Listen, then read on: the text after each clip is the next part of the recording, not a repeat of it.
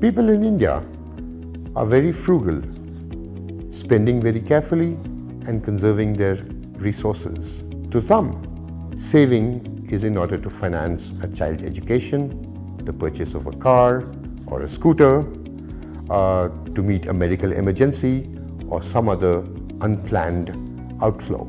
To others, saving is about looking at a period when they don't have jobs any longer, to save for retirement.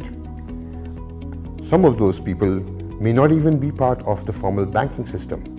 Women in particular often save money in containers or participate in informal savings mechanisms because they're not comfortable with approaching the formal banking system.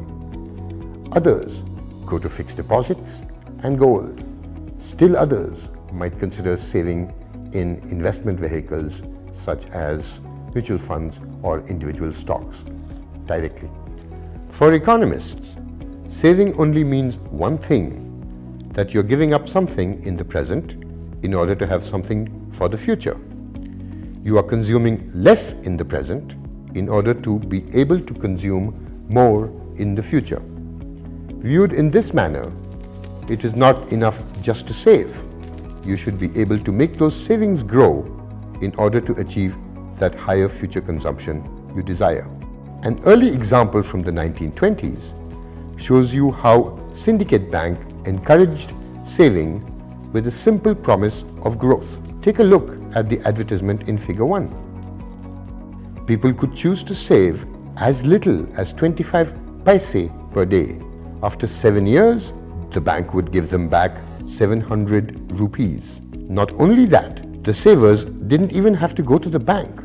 A collector came to their house to get that 25 paise. While the calculation of the interest rate in this investment is shown to you formally in a later segment, for now just accept it from me. It is about 15% per year. The pygmy in this advertisement was so successful in that period nearly 100 years ago that deposits grew tremendously at Syndicate Bank and other banks too. There were multiple versions of this plan, how much to contribute, how often to contribute, but the basic message is the same. This is an early and easy way that people were shown how to convert their savings into investment. The launch of the Pradhan Mantri Jan Dhan Yojana (PMJDY) brought crores of Indian savers into the formal banking system. Many of these banks even created accounts specifically targeted at women who were not comfortable entering this space in the first place. However, despite the opening of so many of these accounts, nearly 40% of them have no transactions at all. The money lies dormant.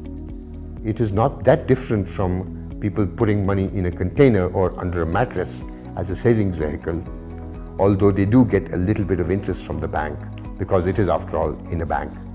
But until this money is moved into locations where investment growth can be availed of, what is the point, isn't it? The challenge of moving savers to become investors continues to this day with the non-stop advertising by the mutual fund industry. You are not alone in your reluctance to embrace financial markets, as a recent survey from SEBI, Figure 2, shows. In it, 95% of you used fixed deposits, 61% use insurance schemes. Gold is a distant third at 30%, along with post office schemes. Equity and mutual fund investments together appeal to only about 17% of you, just about as much as real estate. The main appeal of fixed deposits is the safety of capital, both in terms of the return of principal and in the time for which the money is tied up.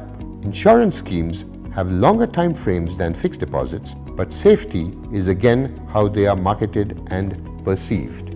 While we explore fixed deposits more in detail in other segments, there are two risks of them which are frequently not considered.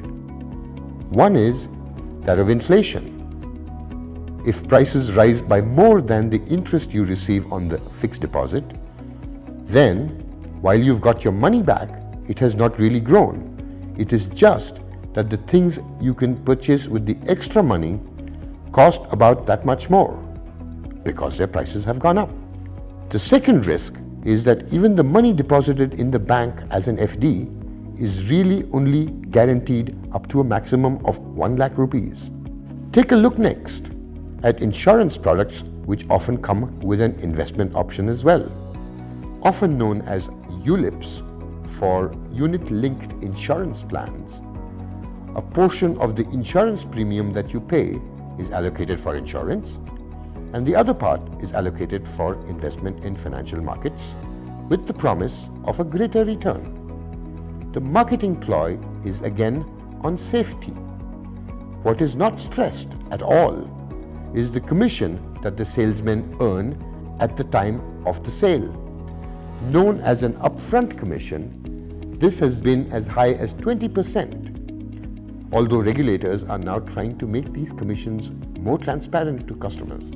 If you want insurance, then buy insurance. If you want investment products, then buy investment products. But do not mix the two. The third most popular savings mechanism for Indians, as we saw earlier, is gold. Indeed, Indians are among the world's largest purchasers of it. Some classes of society, particularly women, often see this as a way of saving. While it is that, does it grow steadily? As we will show you later, gold prices fluctuate too. That leaves equities. The next graph, figure 3, shows you why savers in India are wary of investment in equity products. Fully 39% of you are concerned about safety and liquidity. Liquidity, of course, means the ease of converting your investment back into cash.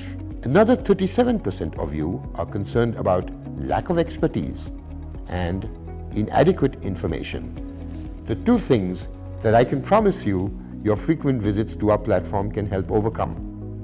What I suspect is hidden behind these statements are at least 2 factors. One is not knowing whom to trust, and second, being very sensitive to scams that are highlighted always in the media.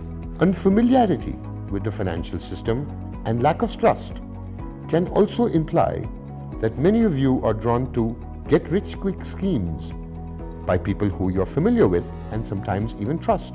If you are attracted to chit funds, for example, because it is being run by someone familiar, you can be certain that the operator of the fund is the one making the most money. If someone approaches you with a guaranteed scheme to make 20% or 30%, you should stop to consider 2 things. Why is this person not taking all the money they have, borrowing from wherever they can, and taking full advantages of this opportunity? And why give it to you?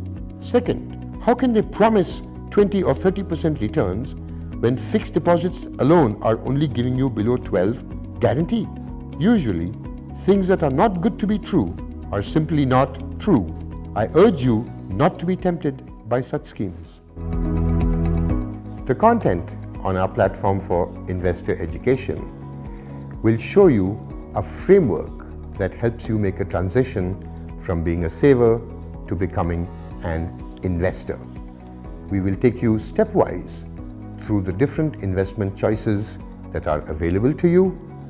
We will show you the kinds of risks you might encounter in availing of those investment choices. And of course, we will also show you the possible rewards that you might gain from making those investment decisions on your way towards wealth creation. Thank you.